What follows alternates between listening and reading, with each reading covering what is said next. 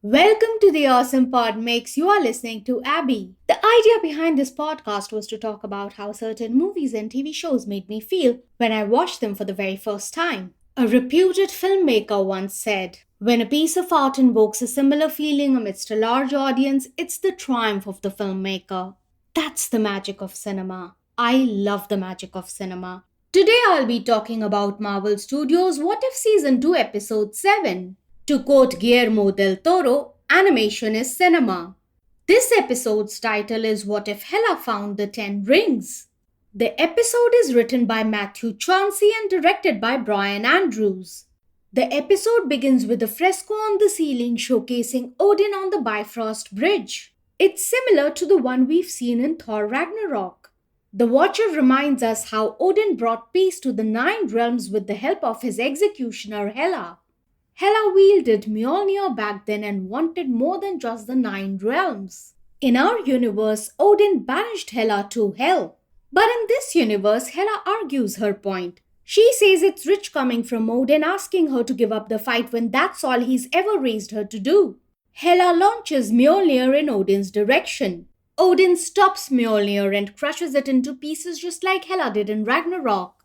Odin says, "No god should have dominion over death who has so little appreciation for life. I now take from you your power."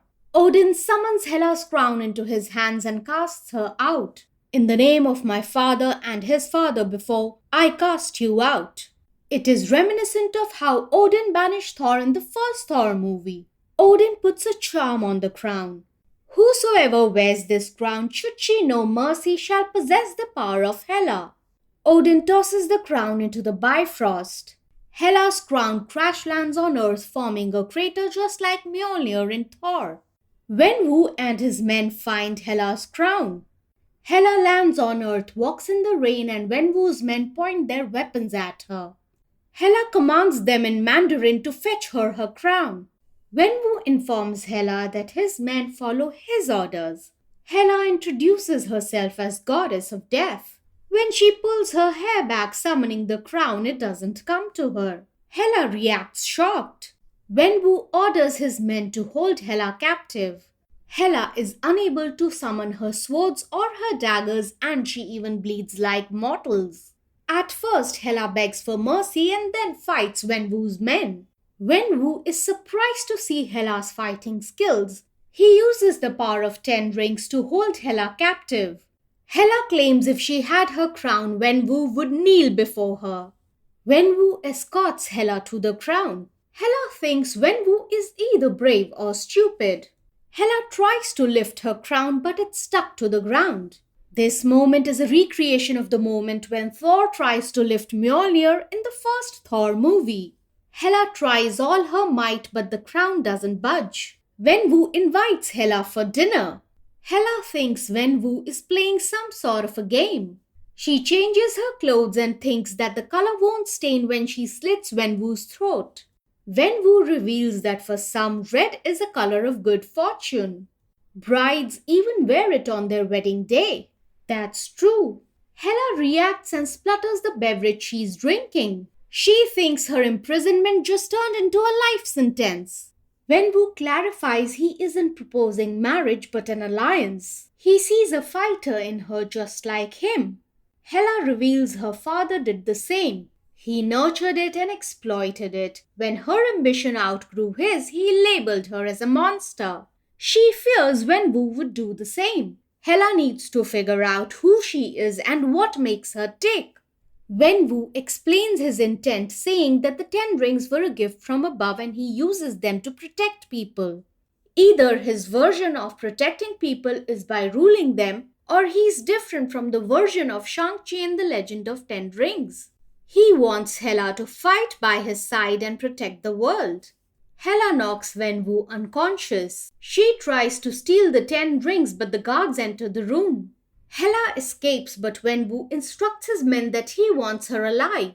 As Hela makes her way through the rooftop, she falls through a ceiling and lands on the ground. She meets Morris. Morris is the same faceless winged creature from Shang-Chi and the Legend of 10 Rings. Hela can understand Morris just like Trevor Slattery. You know, the fake Mandarin who's just an actor played by Sir Ben Kingsley. Hela takes a horse and plans to head to the Nordic lands where they would worship her. Morris leads Hela to the enchanted bamboo forest. Hela arrives at Talo and senses some energy. Hela gets thrown off her horse. We see Jiayi in the same green attire as we saw Shang-Chi's mommy Yingli in Shang-Chi and the Legend of Ten Rings. Now Heimdall is unable to keep tabs on Hela.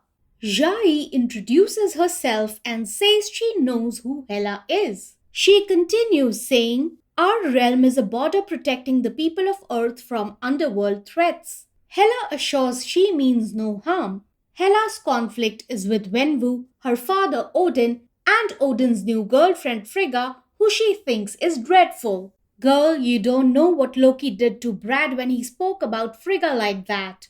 Loki tried to crush Brad with a time cube machine. Hela wants the people of Talo to join her fight or engage the services of an underworld threat. Jiayi says, "One cannot fend off darkness with more darkness, only light." People of Talo point their weapons at Hela. She requests they teach her their practice because she is the goddess of death. This way they could recruit her to their cause. Jiayi agrees. We see the shot of the great protector dragon. On Asgard, Heimdall informs Odin about Hela. Heimdall believes that the Ten Rings could destroy a god.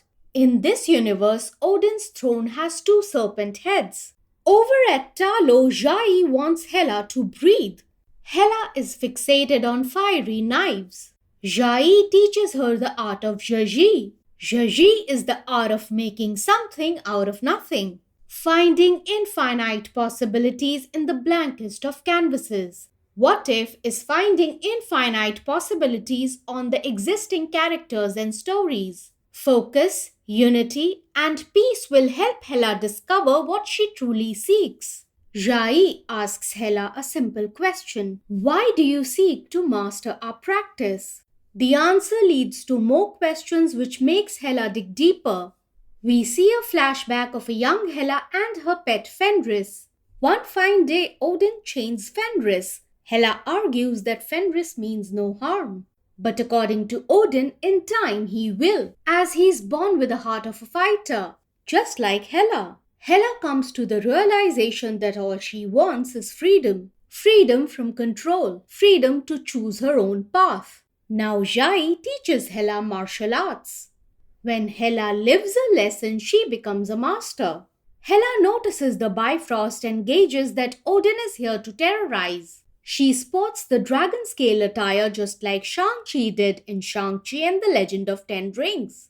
Odin lands on Earth to battle Wenwu in retaliation. Hela joins Wenwu in fighting against Odin. Odin reveals he came here to avenge Hela. Hela doesn't need avenging. Hela believes Odin came here for the Ten Rings. Odin mentions that they don't belong in Wenwu's primitive hands.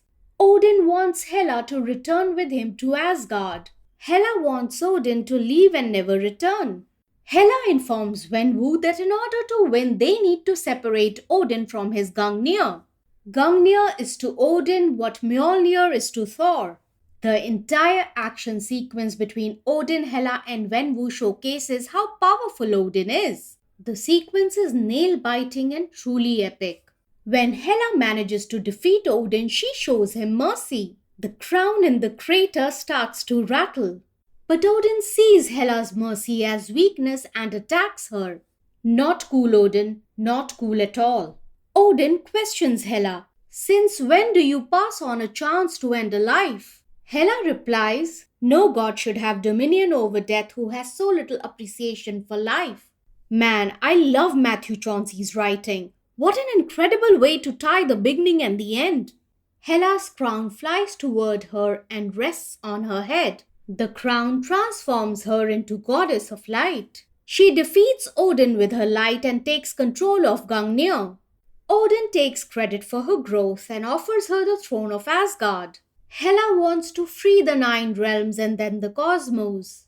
Hela forges an alliance with Wenwu and that becomes the empire of Liberators. We see Hela and Wenwu rescue a young Gamora and her people from Thanos. This story is a perfect example of how you redeem a great character.